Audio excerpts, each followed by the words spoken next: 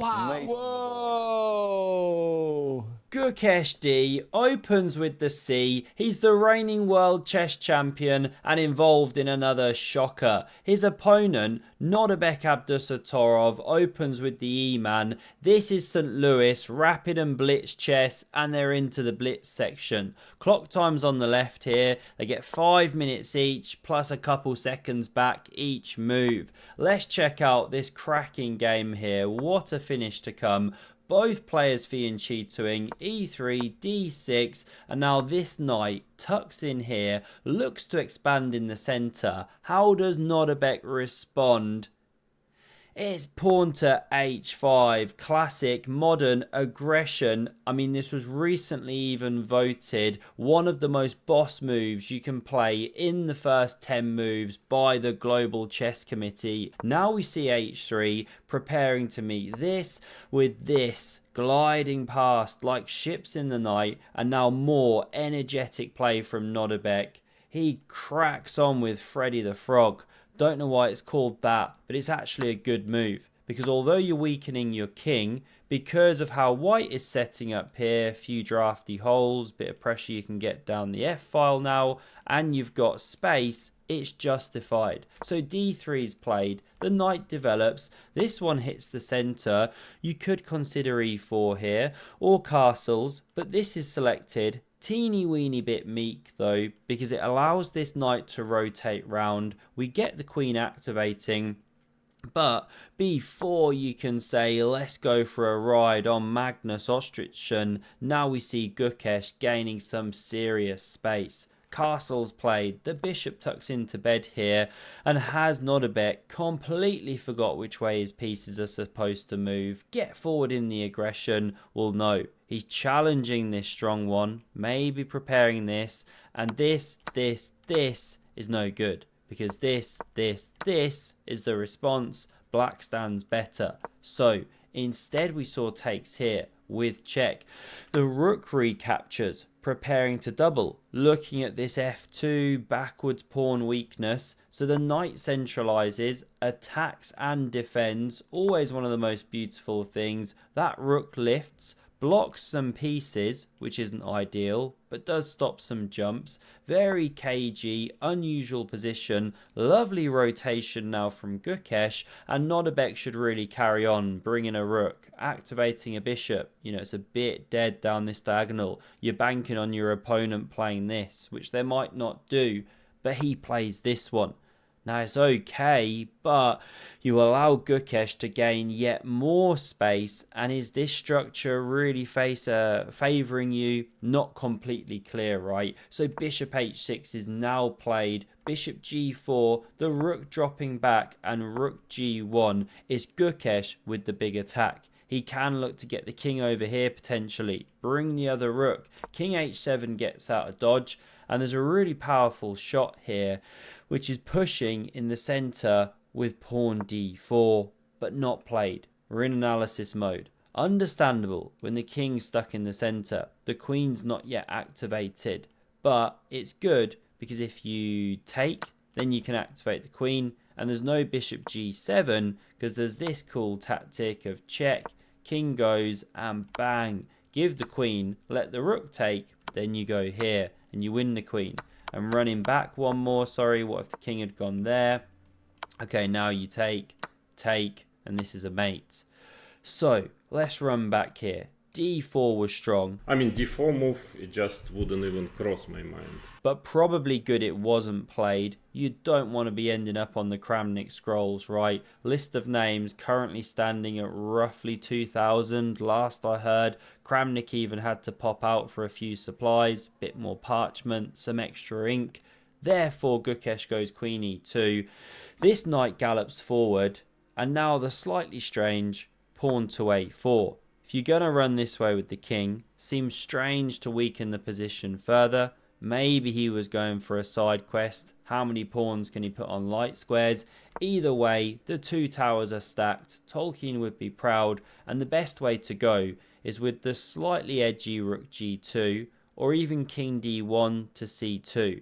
Now why would you ever do that and not just straight castle, which was played in the game? Well, the reason is there's a tactic. Can you find the move if I give you 27,300 seconds squared?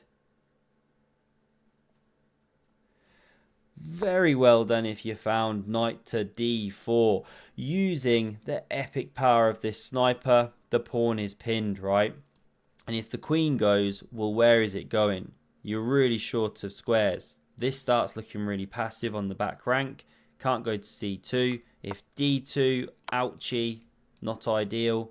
So in the game, we saw bishop takes, pawn recaptures, and king running away to b2. But Nordebek now stands better, especially after d5 for the high five. Kasparov rushes in, gives him one, loves himself a grand chess tour high five. Looks like you blundered. Isn't this really good for white? No, because actually there's a counter punch. You take me, I take you, and this is better for black. And if you take here, well, here's how the game could transpire, and then you crash through on f2 with check. So we run back. No seahorse was spawned. Instead, we see takes on d5. Queen takes back. The bishops go into the blender. And now Gukesh whispers, do you even rook cliff, bro? He's been working hard on that one with his good mentor, Vishy Anand. And the queen now drops back, looking to invade. It's great chess, incisive. Gukesh is on the ropes.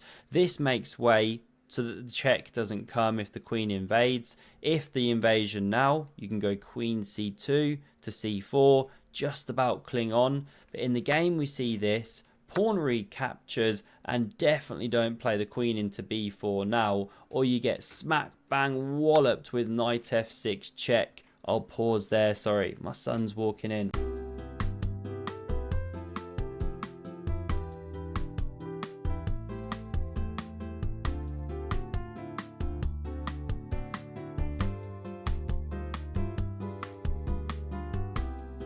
Sorry, I'm back in the game here. I'll be over to the kids in just a minute. I do have 3, so we do juggle. Let's get back on here, back to the moves. So after the pawn took on f3, what do we see instead of the queen invasion? It's the rook invasion instead, and you just can't hold the pawn. So the queen slides out the way. This one collapses. He's got 99 problems, but a bish ain't one. Now we see rook e1, natural, pressuring stuff. Queen f7, not the best, but we get a repetition, nothing spoiled, and now a really classy move. Not that much time on the clock. It's rook 8 to f5. And the big question is this a rook lift or a rook drop? Please let me know your thoughts. Now why this is so good is it covers the jumps of white's best piece. This is a real stalwart in the centre, a stallion. So queen c4 was now played. Best move for black is actually taking this h-pawn. Safe to do so, then this one can run. You do have to be a bit careful, right, of checks. The king's a bit exposed, not ideal, there's stuff going on, but black's just about okay. You've got stuff covered, but not played in the game. We get the very nervous looking queen to f7, and it just throws away the advantage in one move. But this is blitz chess, right? Now the best response is actually this, and then bang, remove the defender of the g5 square. Takes, knight checks, and we enter an end game where basically it's drawn with best play. So that was the way to go technically. But Gukesh plays this. Also a good move, but now the king can step away from knight checks, so those tactics no longer exist. Plus, of course, you could recapture the queen like that. But anyway, the rook is selected. Now we see rook e2, bishop f4, and the knight hits this promised land. Suddenly, Gukesh is now on fire. He hits the b pawn. He hits this tender square. The bishop looks a bit clumsy now in combination with this rook. You could go b6, but this looks terminal. You do actually hold on though. There's enough protection on this. g5 can come. It's a different game, but white's got all the tricks to play for. b6 not selected. Instead we get bishop d6, takes, and it now hits the bishop, hits the pawn, hits this back rank square. What should you do? Actually just take this and accept that things are roughly level. But this was played to defend the pawn, natural, but it allows knight d8, hitting the rook. Rook d7, knight e6 check. Now we see the king go, and d4 is excellent, supported by the knight. That one's now a monster, just in the throat of black. The rooks are active. This is tough. Apparently this is the best move. Excuse me. But in the game, we get ourselves a blunder. Rook d5. Given the double question marks of doom, this is really surprising from Nodebek. Must be some kind of weird Gukesh effect, right? Opponents just start playing some strange moves, uncharacteristic of them. The rook now drops back. You've simply lost the pawn, given white this incredible passed pawn, and now we see the check. Not even the b6, supporting, and it leaves black with a choice. Where do you want to put your king? There's 3 squares.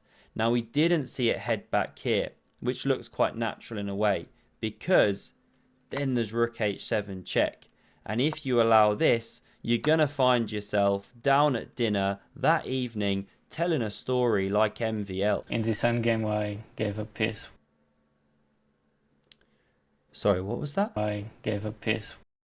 And it's more common than you think. You know, many elder chess players do find themselves these days using the old incontinence pants. You get the odd nappy going around, or diaper as you'd say in the States. Nothing to be judged there. We come back here because we didn't see king f7. King g5 was best, because then you're still doing really badly with this pawn collapsing, but you're not mated. But this move was played. Somehow it only gets the single question mark. Sort your lives out, Chesscom. Clearly a double exclam blunder question mark thing on steroids. What's the mating move in 1? It's rook e5. Whoa. Mate. Wow. Mate. Whoa. Shutting the trap. That's good night Vienna, and all she wrote. Gukesh takes this win here. He finished somewhere mid-pack in the end, but congrats to Levon Aronian. He's aging like a fine wine, winning everything in sight at the moment. Fair play. What a chess legend. Hope you enjoyed my recaps of this tournament. Sinkfield Cup is coming soon. Do hit subscribe if you never want to miss a video, and have a look at the video on screen in case you missed Gukesh at the start of the tournament. An 11 move shocker. Thanks a lot and see you soon. Cheers.